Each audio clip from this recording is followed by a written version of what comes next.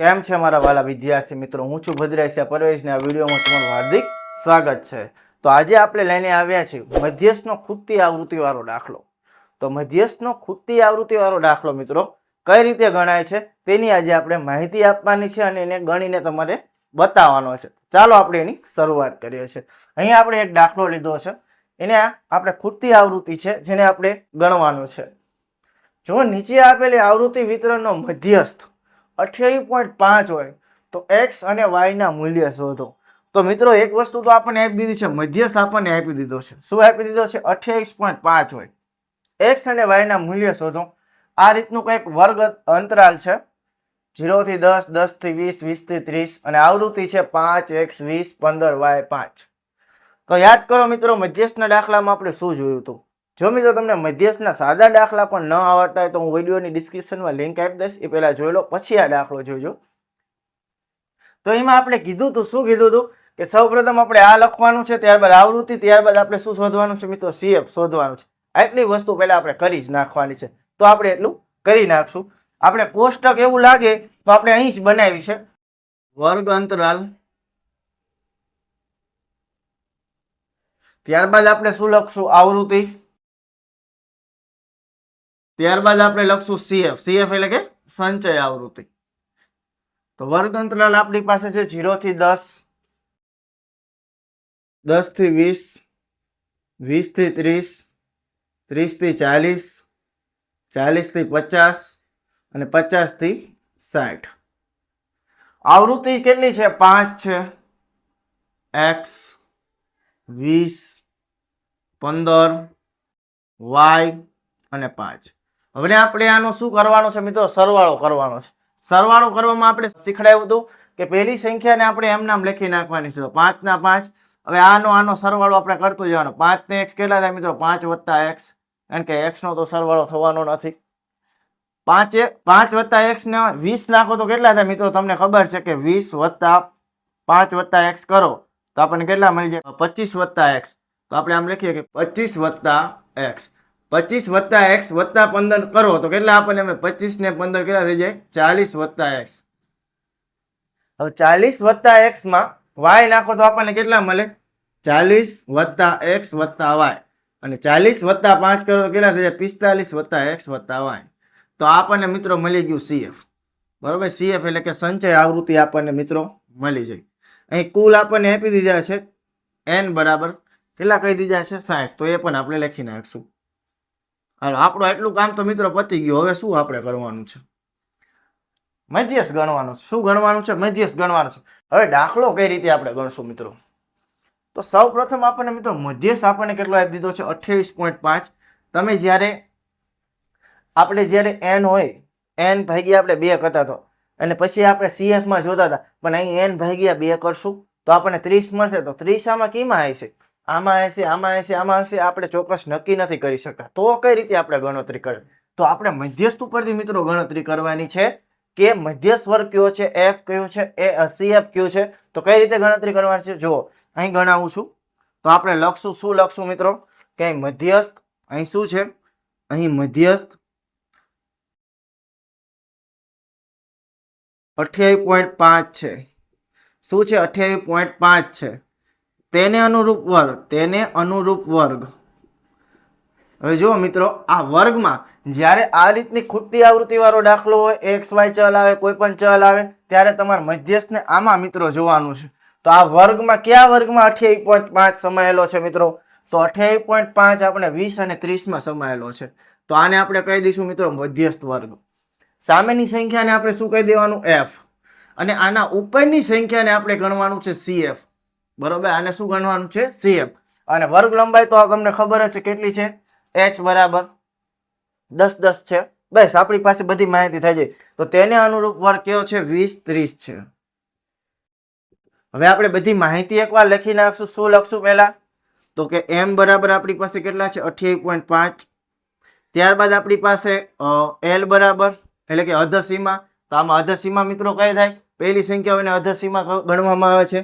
તો મધ્યસ્થ વર્ગની અધસીમા કેટલી છે?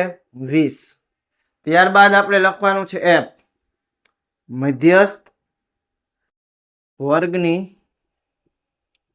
આવૃત્તિ કેટલી છે 20. ત્યારબાદ CF સંચય આવૃત્તિ. સંચય આવૃત્તિ આપણી પાસે મિત્રો કેટલી છે 5 + x.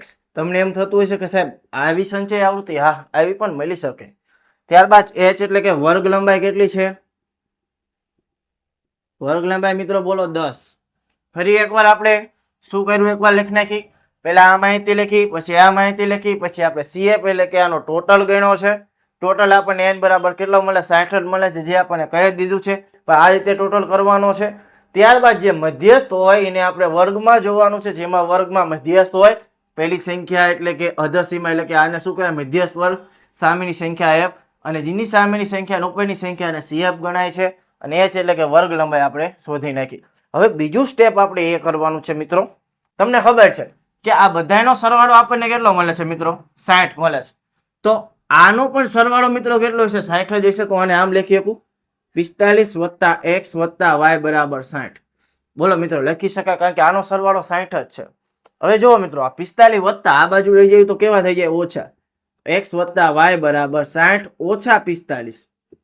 તો x + y બરાબર 60 માંથી 45 બાદ કરો તો કેટલા મળે 15 મળે. તો ટૂંકમાં આ બે ખૂટતી આવૃત્તિનો સરવાળો મિત્રો કેટલો હશે 15 હશે. તો આને કહી દઉં છું સમીકરણ 1. શું કહી દઉં છું સમીકરણ 1. તમને એમ સાહેબ આમાં પણ સમીકરણ 1 કહેવાનું છે? હા કહી દેવાનું છે. બસ એટલું કામ કરી નાખો. હવે આપણે જે પણ આ માહિતી છે ને સૂત્રમાં મૂકતા, ઉપરની માહિતી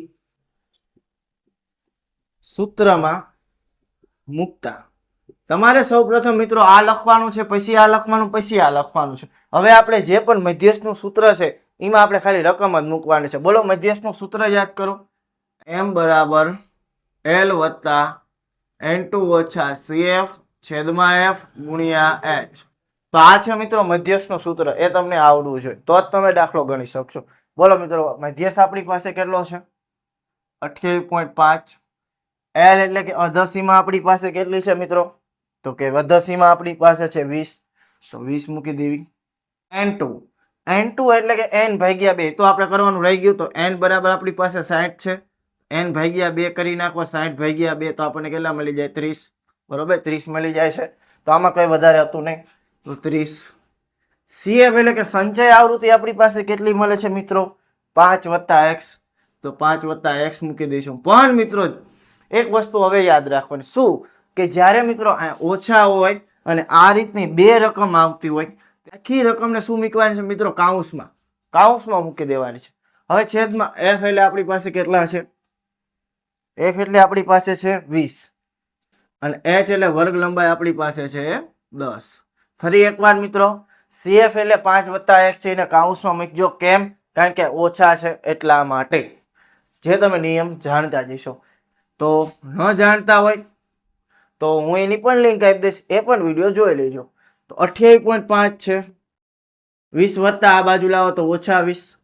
30 વત્તા 5x કાઉન્સમાં છેદમાં 20 ગુણ્યા 10. જો મિત્રો 10 દુ 20 ઉડી જાય. 10 દુ 20 ઉડી જાય. 28.5 માંથી 20 બાદ કરો તો 8.5. 30. હવે મિત્રો આ કાઉન્સ છોડો. હવે બાદબાકીનો એક નિયમ છે કે જ્યારે કાઉન્સ છોડો ને અગર જો રકમ બાદબાકીમાં હોય તો અંદરની નિશાની કાઉન્સની ફરી જાય. તો ઓછા વત્તાની જગ્યાએ શું થઈ જાય ઓછા. એટલે કે આ કાઉન્સ આપણે છોડેલો વત્તા હતા એ શું થઈ જશે ઓછા થઈ જશે. છેદમાં કેટલા રહેશે 2. હજુ આ બે ભાગાકારમાં આમ લઈ જાવ તો ગુણાકારમાં 8.5 ગુણ્યા 2 કરો. 30 માં 5 જાય તો કેટલા વધે 25 ઓછા x. 8.5 ગુણ્યા 2 કરો તો કેટલા મળે 17. 25 ઓછા x. ઓછા x આ બાજુ લાવો તો વત્તા x. 25 17 ને આમ લઈ જાય તો ઓછા 17. તો x બરાબર 25 માંથી 17 બાદ કરો તો કેટલા મળે 8 મળે. કેટલા મળે 8. તો x બરાબર પહેલી ખૂટતી આવૃત્તિ મિત્રો કેટલી હશે 8 હશે. હજુ આપણે બીજી ખૂટતી આવૃત્તિ શોધવાની છે. તો બીજી ખૂટતી આવૃત્તિ શોધવા માટે જે x ની કિંમત છે એ આપણે ક્યાં મૂકી દઈશું મિત્રો? x ની કિંમત સમીકરણ ક્યાં મૂકશું આપણે? 1 માં. કારણ કે બે આવૃત્તિનો સરવાળો આપણી પાસે છે. એક તો મળી જાય તો બીજી મળી જાય. તો x ની કિંમત સમીકરણ 1 માં મૂકતા સમીકરણ 1 આપણી પાસે શું છે? x વત્તા y. અહીં લખું છું x વત્તા y બરાબર 15. x બરાબર 8 છે બરાબર 15 વત્તા 8 આ બાજુ જાય તો કેવા થઈ જાય? -8. તો y બરાબર 15 - 8 એટલે આપણને કેટલા મળી જાય મિત્રો? 7. કેટલા મળી જાય છે? 7 આપણને મળી જાય છે. તો આ હતું મિત્રો ખૂટતી આવૃત્તિ વાળો મધ્યસ્થનો દાખલો. આ રીતે તમે કોઈ પણ મધ્યસ્થનો દાખલો મિત્રો ગણી શકો છો. તો મને એવું લાગે છે તમને વિડીયોમાં મજા આવી છે અને વિડીયોમાં જે પણ આ ખૂટતી આવૃત્તિ વાળો દાખલો છે એ તમને સમજાઈ ગયો હશે. તો અહીં આપણે એટલું રાખીએ છીએ. હવે બીજા વિડીયોમાં મળશું જેમાં આપણે બીજા દાખલા જોવાના છે. ત્યાં સુધી આપણા વિડીયોને જોતા રહો. જો વિડીયો ગમે તો વિડીયો લાઇક, ચેનલને સબસ્ક્રાઇબ અને વિડીયોને શેર કરવાનું મિત્રો ભૂલતા નહીં. તો ચાલો બાય. જય હિન્દ, જય ભારત.